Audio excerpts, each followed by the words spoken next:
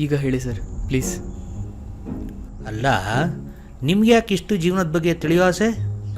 ಏನೋ ಗೊತ್ತಿಲ್ಲ ಸರ್, ಮುಂದೆ ಎಡಬಾರ್ದು ಅಂದರೆ ಏನೇನೆಲ್ಲ ಎಚ್ಚೆತ್ಕೋಬೇಕು ಅಂತ ತಿಳ್ಕೊಳ್ಳೋ ಆಸೆ ಅಷ್ಟೆ. ಅಂದರೆ ನೋಡಿ ಸರ್, ರಿಗ್ರೆಟ್ಸ್ ಇರಬಾರ್ದು ಡಿಸಿಷನ್ಸಲ್ಲಿ.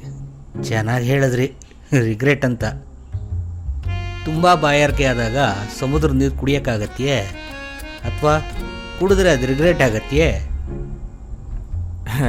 ಕೂಡಿದೆ ಇದ್ದರೆ ಆಯಿತು ಸರ್. ಇದೇ ಜೀವನ, ಅಲ್ಲಿಗೆ ಹೋಗಿ ನಿಲ್ಲಿಸೋವರೆಗೂ ಗೊತ್ತಾಗಲ್ಲ ಆ ನೀರಿನ ಬೆಲೆ ಏನು ಅಂತ. ಬೆಲೆ ತಿಳ್ಕೊಳಕ್ಕೆ ಹೋದರೆ ರಿಗ್ರೆಟ್ ಅನ್ಸುತ್ತೆ, ತಿಳ್ಕೊಳ್ಳಿಲ್ಲ ಅಂದರೆ ಗಿಲ್ಟ್ ಅನ್ಸುತ್ತೆ. ಏನು ಮಾಡೋಣ? ಎಷ್ಟೇ ಯೋಚನೆ ಮಾಡಿರಿ ಆಗೋವಾಗ ಅದೇ ಆಗೋದು.